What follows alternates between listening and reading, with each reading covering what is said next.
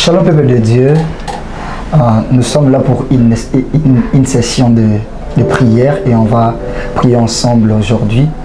Et j'aimerais que tout le monde puisse avoir sa pensée fixée vers ces moments et vers celui qui nous a convoqués en ces moments. Et en tout cas, ne laisse pas tes pensées être éparpillées et tout, parce que nous sommes là pour chercher Dieu.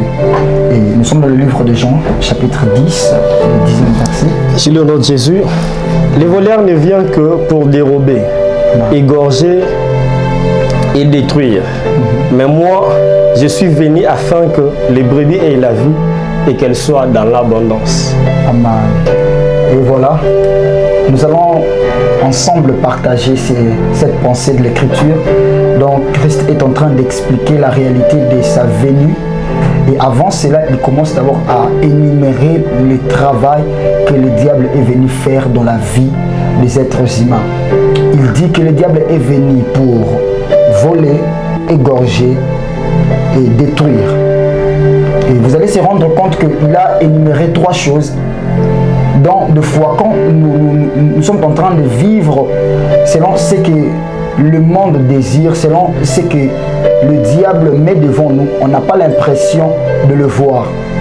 Quand tu es dans l'impudicité, quand tu es dans l'ivrognerie, quand tu vis dans le mensonge, tu vis dans le vol, tu n'as pas l'impression de voir les objectifs du diable dans ta vie. Pourquoi? Parce que dans un premier temps, ça semble être bon pour toi.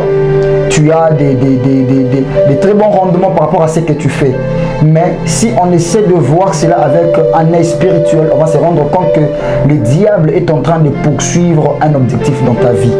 Et si tu ne viens pas au plus vite vers Jésus-Christ, le diable finira par accomplir ses pensées à lui. Et homme de Dieu, vous savez, lorsque Christ est en train de parler ainsi, il est en train de donner des bits, comme tu viens de le dire, venez de le dire que le diable vient ainsi de détruire, ainsi de suite. Donc les choses qu'il fait, en réalité, c'est juste une voile pour voiler son objectif en réalité. Mais j'aime ce que Christ est en train de dire.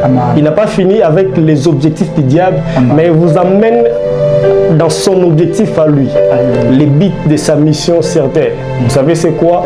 Il dit, je suis venu afin que les brebis, mes brebis à moi, aient la vie. Mais au-delà de ça, il dit que ces brebis aient la vie en abondance. Il ne donne pas seulement la vie, mais il est en train de donner la vie, non pas du monde, mais sa vie en lui.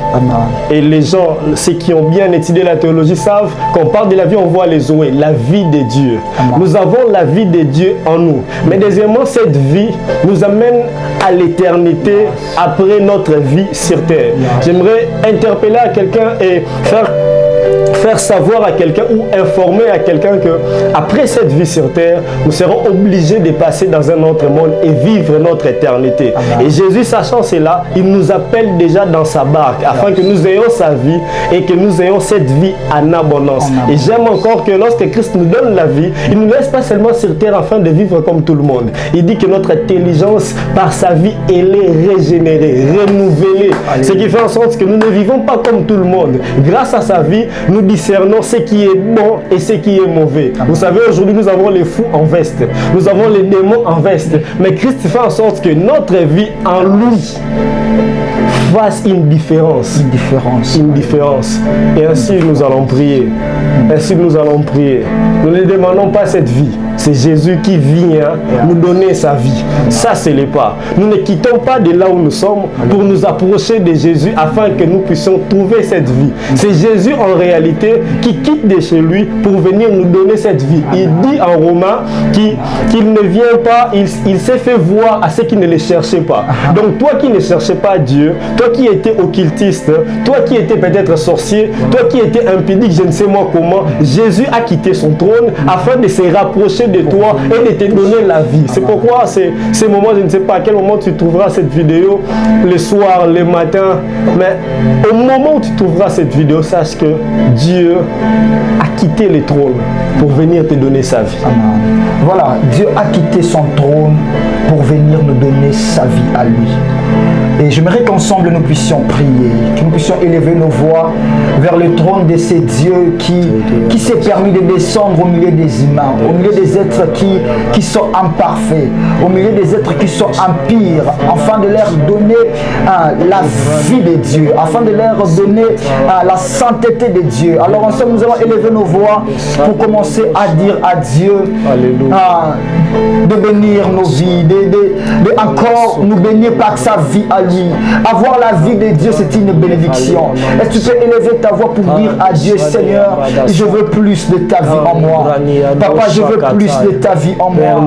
Je refuse de vivre selon moi-même. Je refuse de faire des choses selon moi-même. Je veux ta vie à toi, Seigneur. Éternel notre Dieu, gratuitement tu nous as de là où tu es, de partout où nous sommes, de partout où vous êtes. J'aimerais que vous puissiez prier ensemble avec nous, que vous puissiez élever vos voix afin que nous puissions demander la vie de Dieu. Père, nous voulons de ta vie, ô Dieu. Père, nous voulons de ta vie, ô Père. Yahweh, remplis-nous de ta vie, ô Dieu. Inonde-nous de ta vie, ô Père. S'attire, ô Adonai, nos vies par ta vie à toi, ô Dieu. Vide-nous de nous-mêmes, ô Père éternel, et donne-nous ta vie à toi, Seigneur. Vide-nous de nos mauvais comportements et donne-nous ta vie à toi. Oui, Seigneur, nous voulons, ô Père éternel, vivre selon toi. Nous voulons vivre selon toi. Nous voulons vivre ta vie à toi, afin de nous rejoindre dans la grande famille en Christ. Que ta vie coule. Que ta vie coule en nous, que ta vie coule, que ta vie coule au Père éternel de notre existence, oh Dieu. Oui, que ta vie coule, qui les a liés depuis un moment, au nom de Jésus. Tout ce qui les a liés, Père éternel, oh Dieu. Oui, ensemble nous allons encore élever nos voix. Nous allons encore élever nos voix pour pouvoir parler à Dieu. Mais cette fois-ci, on va prier dans cette direction pour dire à Dieu, Père, enlève le faux en moi. Je me qu'ensemble nous puissions le dire, Papa, enlève le faux dans ma vie. Tu vas dire à Dieu, nous allons dire à Dieu que nous avons assez longtemps vécu dans le faux. Nous avons assez longtemps demeuré dans le faux, mais cette fois-ci, nous voulons vivre la vraie vie. Nous voulons vivre la vraie vie, la vie de Dieu. Est-ce que tu peux élever ta voix et dire à Dieu d'enlever le faux en toi? Prions Dieu au nom de Jésus. Seigneur, nous te prions, oh Dieu, d'enlever le faux en nous. Père, nous te prions, oh Dieu, d'effacer toute forme, oh Père éternel, des empreintes qui ne confessent pas ton nom dans nos vies, oh Dieu. Père, je te prie pour ma vie. Je te prie, Adonai, pour la vie de mon frère Exode. Mais je te prie aussi pour la vie de celui qui nous suit en ce moment. Père, enlève le faux, Adonai. Père, efface, oh Dieu, toute empreinte qui ne confesse pas ton nom, oh Père éternel. Yahweh, enlève, oh Dieu, le faux. Nous voulons vivre selon toi. Nous voulons vivre selon toi, oh Père. Oui, nous allons élever nos voix. Je pense que ceci sera l'avant-dernier sujet pour moi. Nous allons élever nos voix pour dire à Dieu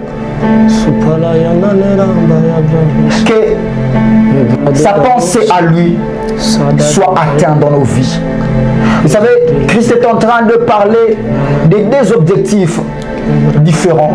Il dit, l'un c'est l'objectif du malin et l'autre c'est l'objectif de Dieu. Et c'est pendant que tu vivais dans l'objectif du malin, alors que nous venons de prier le Père de façon que le faux nous quitte. Cette fois-ci, tu vas prier à Dieu. Tu vas dire à Dieu, Père, laisse que tes objectifs à toi soient atteints dans ma vie. Amen. C'est ta pensée à toi, c'est tes objectifs à toi soient réalisés dans ma vie. Élevons nos voix et prions Dieu dans cette direction. Père, nous te prions au nom de Jésus-Christ. Yahweh, que cette ta pensée, oh Adonai, soit accomplie dans ma vie. Père, je prends le soin de me présenter au devant de ton trône pour dire que ta volonté soit faite dans ma vie. Comme Christ m'a dit à chaque instant que je me mettais à prier, que je puisse prier de façon que ta volonté s'accomplisse. Dieu, que ta volonté s'accomplisse dans ma vie, que ta volonté s'accomplisse dans la vie de mon frère Exode, que ta volonté s'accomplisse dans la vie de quiconque nous suivra, oh Dieu. Père, nous te prions au nom de Jésus, dans la vie de celui qui suit ces moments, oh Dieu, que ta volonté s'accomplit, que ta volonté s'accomplit au nom de Jésus-Christ, par le Saint-Esprit. Nous avons ainsi prié, Père, et nous disons tous Amen. Amen. Amen. Amen. Est-ce que de là où nous sommes, on peut acclamer Dieu? Est-ce qu'on peut manifester notre joie d'avoir été impacté par Dieu? touché par Dieu. Et je crois que ces moments nous a fortement bénis, n'est-ce pas mon frère? Amen. Ça nous a vraiment bénis et je prie Dieu qu'à la prochaine session, que vous ne puissiez pas rater pour que nous soyons tous bénis au nom de Jésus. Soyez tous bien portants. Amen. Amen.